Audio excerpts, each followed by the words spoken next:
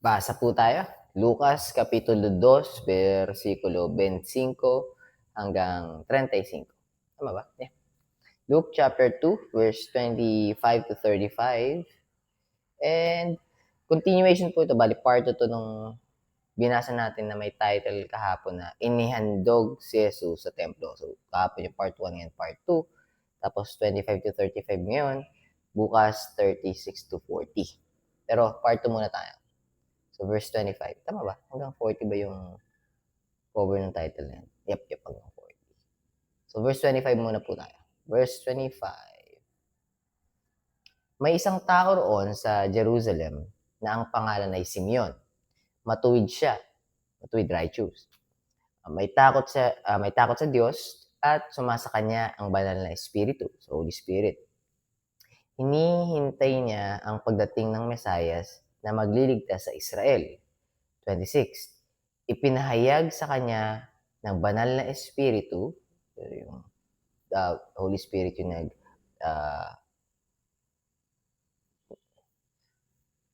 declare, reveal. So, hinintay niya ang pagdating ng Mesayas na magliligtas sa Israel. 26, ipinahayag sa kanya ng banal na Espiritu na hindi siya mamatay hanggat hindi niya nakikita ang Mesayas na ipinangako ng Panginoon. So, 27. Nang araw na yon, sa patnubay ng Espiritu, Holy Spirit, ay pumunta siya sa templo at nang dalhin doon ni Maria at Jose ang sanggol na si Jesus para ihandog. So, yung kahapon continuation, consecrate. Para ihandog sa Panginoon para ihandog sa Panginoon ayon sa kautusan. 28, kinarga ito ni Simeon at nagpuri sa Diyos. Sinabi niya, verse 29, ngayon, Panginoon, maaari na po akong pumanaw ng payapa dahil natupad na ang pangako ninyo. Yung spelling pangako nyo. Alright. Actually, basahin ko yung verse 29 ulit. Ngayon, Panginoon, maaari na po akong pumanaw ng payapa dahil natupad na ang pangako nyo sa akin na inyong lingkod. Verse 30. Dahil nakita na ng aking mga mata ang tagapagligtas. Mind you guys, bata pala si Jesus. Tapos, si Mary at si Joseph, silent sila. Kumbaga parang, wala silang pinagsasabihang iba. So, possibly nakakaalam lang sa mga time na to is si Joseph, si Mary, si Elizabeth, si Zacharias, tapos si John the Baptist bata pa rin dito. Nauna pa nanganak si John the Baptist kaysa kay Jesus. Mas matanda ng ilang buwan si John the Baptist kaysa kay Jesus. Anyways, basahin ko lang po muli, verse 30. Tama ba? Verse 30. Yeah. Dahil nakita ng aking mga mata ang tagapagligtas. So, si Simeon po yung nagsasalita dito. Verse 31, na inihandan ninyo sa harapan ng lahat ng tao. 32, siya ang ilaw, the light. Siya ang ilaw na magbibigay liwanag sa isipan ng mga hentil, Gentiles. Ganda na, no? Hindi kasi tayo yung Gentiles. Pagka hindi ka Jew, Gentile ka. Siya ang ilaw na magbibigay liwanag sa isipan ng mga hentil na hindi nakakakilala sa inyo at magbibigay dangal sa inyong bayan, Israel. 33. Namangha ang ama at ina ng sanggol. So, si Jose at Maria. Jose at Maria. 33. Na balik tanaw. Namangha ang ama at ina ng sanggol sa mga sinabi ni Simeon tungkol sa kanilang anak. 34. Binasbasan sila ni Simeon at sinabi niya kay Maria, tandaan mo ito. Sorry, mali ako nang basa. Tandaan mo. Actually, basahin ko yung 34 muli. Binasbasan sila ni Simeon at sinabi sorry, mali na naman ako. Wait lang. Focus. Sorry. Verse 34. Binasbasan sila ni Simeon at sinabi niya kay Maria, tandaan mo, itinalaga ang batang ito para ibagsak o iligtas ang marami sa Israel. Magiging tanda siya mula sa Diyos, ngunit marami ang magsasalita laban sa Kanya. So, doon malalaman talaga pagka guided ng Holy Spirit.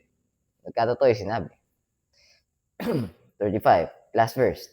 Kaya ikaw mismo. Simeon talking to Mary na po ito, para ma-recall nyo yung context. Kaya ikaw mismo ay masasaktan na parang sinaksak ng patalim ang puso mo.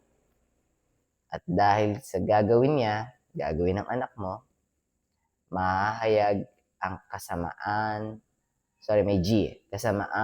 nasa isip ng maraming tao.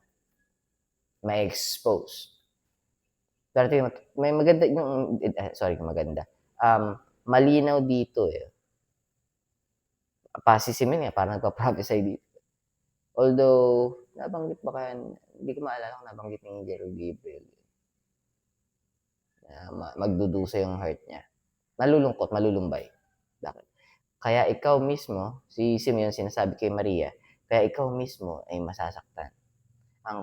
Na parang sinasaksak ng patalim ang puso mo. Siyempre, makita mo ba naman yung anak mo, hinahagupit, maagos yung dugo, tapos pagbubuhatin ng napakabigat, tapos ipapako dun sa buhat-buhat na napakabigat, tapos ibabandera sa harap ng mga taong nangungutya, kumukutya. Meron din namang hurting, pero most of them is blaspheming.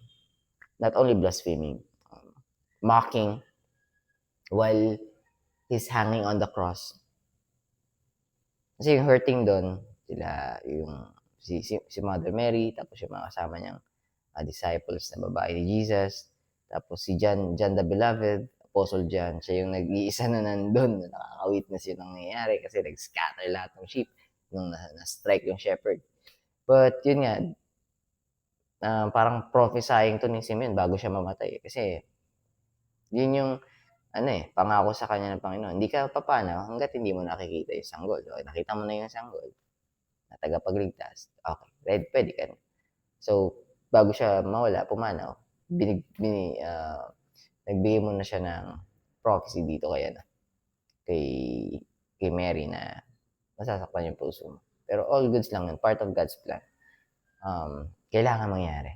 Kasi, importante, napakahalaga ng gagawin ng anak mo. Kailangan mo tiisin, Mary. Kailangan mo may sarili tayong cross. May cross ka rin. Tapos yung lahat ng believers, may cross din. So, sa salvation, hindi kailangan ng tagapagligtas ng tulong. Pero pag-share ng gospel, inuutos siya ng Panginoon. So, kailangan natin i-endure. Kailangan mong panghawakan na panalig sa Panginoon. Kasi yung nakikita mong nakahanga sa cross, hindi naman sa'yo nang galing. Sa'yo nang dumaan, pero hindi sa'yo galing. So, at kailangan siya na magdusa doon kasi sinalo niya lahat ng pagdurusa ng sanlibutan.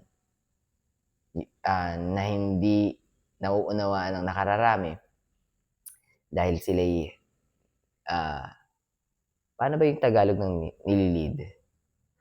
Pinapangunahan? O inililigaw? Mislead kasi pag nililigaw eh. Pinapangunahan ng bulag na tao. Or di kasi tao si Satan eh. Blind being. Imagine mo yung naglilid sa'yo bulag. Teka muna, paano naging bulag si Satan? Bulag siya sa sarili niyang desire. Na gusto niya, mas mataas siya sa Diyos, at gusto niyang i-overthrow yung Diyos. So, bulag siya sa katotohanan. So, delusional si Satan. And yung mga tao, pagka sinusundan mo si Satan, kung delusional yung sinusundan mo, delusional ka din. Paano naging delusional yung tao? Thinking that they are the owner of their lives. And themselves are the most important thing in this world, and everything should bow down to them, or at least give them what they want. Hand over what they want. Meaning, I'm not gonna submit to anyone. I'm gonna submit to myself. In reality, you're submitting to Satan without you even knowing. Anyway, that's a different topic. So, dito, makikita natin kilos ng Holy Spirit sa tao, kay Simeon. Tapos, yung discernment ni Simeon, hindi galing sa sarili niyang understanding, galing sa Holy Spirit. Kasi kung walang Holy Spirit, paano mo malalaman yun? Yung etong sanggol na nasa harapan mo ngayon, siya yung hinihintay mo. So, yung discernment, di magagaling sa sarili nating understanding. Kaya nga Proverbs 3:5 3:5 and 6, lean not on your own understanding. Acknowledge God. So, pag kayo Holy Spirit ang pinapakinggan mo, Holy Spirit, lead back ka sa truth. Tapos yung truth will help you discern. Pero back then, hindi pa available yung New Testament. So, Old Testament pa lang pinanghawakan nila. So, yung Holy Spirit, nung wala pa yung New Testament, hindi pa natatapos maisulat yung New Testament, hindi pa available yung New Testament para basahin ng mga disipulo at mga lost sheep unbelievers. Hindi unbelievers, I mean yung hindi naniniwala. Hindi lang nila, naliligaw lang sila. Kaya hindi nila, or nalilito sila, kasi naliligaw sila, hindi sila, naligaw sila, malayo sila doon sa pastol para mag-guide sa kanila. So parang, ang direction nila is naka-base dun sa sarili nila. Dahil wala silang guide eh. Naligaw sila. So hindi naman ibig sabihin, goats, or hindi naman ibig sabihin na sa impyerno na mapupunta yun, o sa hell yun. Hindi. Lordship yun, naliligaw lang. Alam nilang may Diyos, hindi lang nila kilala. Pero pag once na marinig nila yung tinig ng Diyos, makikilala nila kung sino yung Diyos. Yun yung lordship Pero syempre, dahil di pa nila kilala kung sino yung pastol na dapat nag-guide sa kanila, dahil sila yung naligaw. So wala silang idea. Meaning, pasok pa rin sila sa unbelievers. Pero hindi ibig sabihin, kumbaga parang unbelievers, hindi lang siya goats. Andun din yung lost sheep. Pero yung goats kasi, kahit nagsasalita na directly yung shepherd, wala, i-ignore lang ng goats yun. Pero yung sheep, pagka narinig nila yung tinig ng shepherd, oops, that's it, that's our guy, we should go back to him. Babalik yun. So, yung Holy Spirit ang mag-guide sa atin pabalik sa Diyos, which is the truth. So, dito, the best example si Simeon dito. Nagkaroon siya ng discernment, not coming from his own mind, the lost sheep wasn't able to find his way back using his own understanding, but the shepherd looked for him, and once the lost sheep has been found by the shepherd will be able to get him, take him back home. Sarap nun. Take him back home in the kingdom of God. That's our Lord Jesus Christ, by the way. The shepherd. So, and we are called believers. Lost sheep that has been found are now called, has a commandment from God, Matthew chapter 28, to go and make disciples. Now become a leader shepherd of God. But we are not that shepherd. Right? We're just going to be leading the lost sheep back to the actual shepherd. All right. So yeah, tapos and then aside from that, 14 minutes na. Aside from that, yung preparation sa heart ni Mary. Alam mo naman, sinabi naman sa'yo ni Angel Gabriel na yung sanggol na dinadala mo magliligtas sa mundo. Ito nga lang yung way para maligtas yung mundo. And there's no other way, Mary. And your heart will be broken, but you don't have to worry. Psalm chapter 34. God is close to the brokenhearted.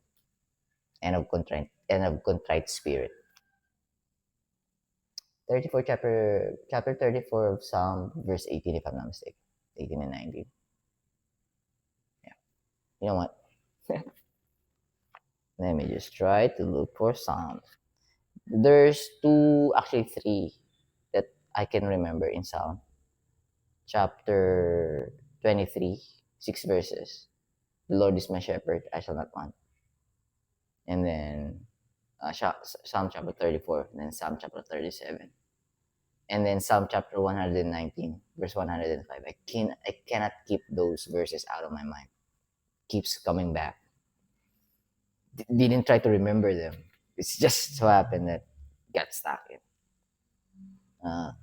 I'm here at Psalm chapter 37, but I want to read 34.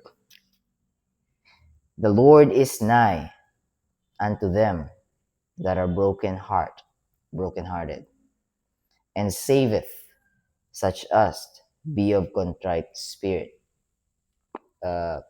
burden, heavily laden, weary spirit. Yep. Okay. I think that's it. I don't want to stretch this to 17 minutes. So, magkikita naman tayo last part na bukas ng title na inihandog si Jesus sa templo. So, 36 to, ano po yun? 36 to 40. So, medyo maiksi yun. Pero malaman pa rin yun. Kaya, kita-kita tayo bukas. God bless you. Keep safe. I'll be seeing you tomorrow.